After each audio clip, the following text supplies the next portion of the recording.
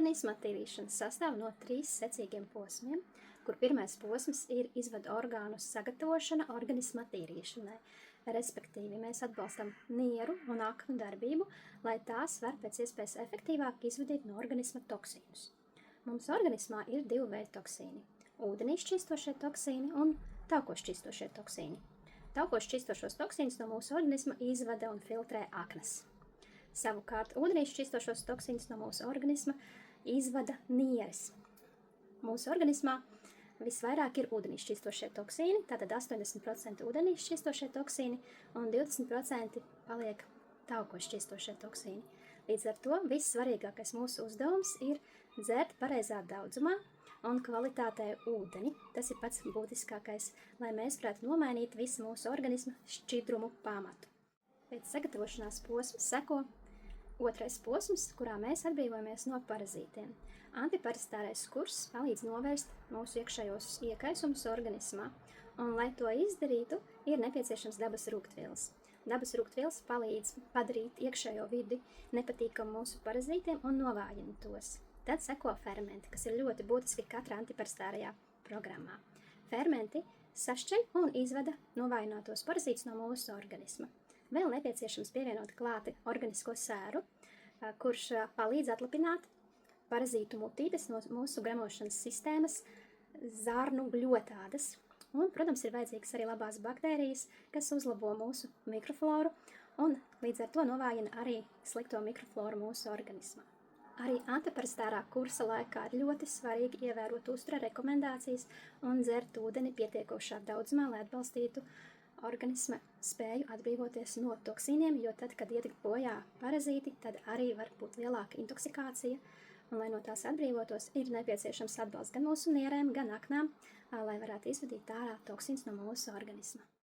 Kad organisms ir attīrīts no parazītiem, varam ķerties klāt 3. posmam dziļajai zarnu trakta tīrīšanai.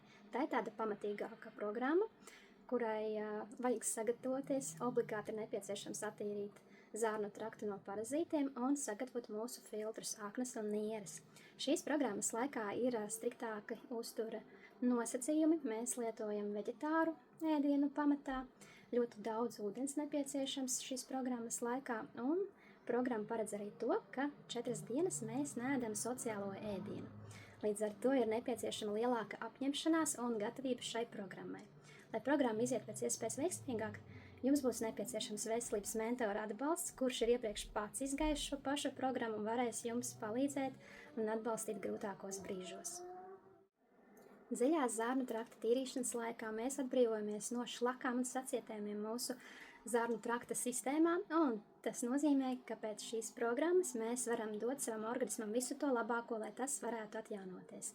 Ir laiks pieslēgt vitamīnus, minerālu vielas, aminoskābes, labās baktērijas un taukskābes un arī kolagēnu, jo tieši šajā posmā mūsu zarnu trakts ir vislabākajā gatavībā, lai uzsūktu visas uzturvielas, ko mēs viņam dodam, maksimāli ar lielāko efektivitāti. Un neaizmirstam arī par kvalitatīvu ūdens dzeršanu, jo ūdens dzeršanai jābūt mūsu ikdienai diena no dienas.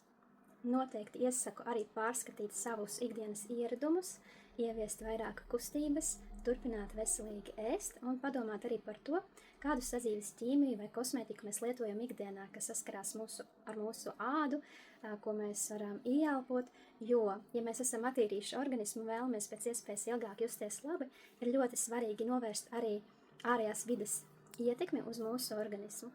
Ja mums būs slikta žultsāpe pēc nieru filtrācija, tad mūsu organismā atkal sāks uzkrāties toksīni, un toksīni nozīmē, ka organismā rodas intoksikācija, un jebkura intoksikācija mūs var novest līdz dažādām diagnozēm.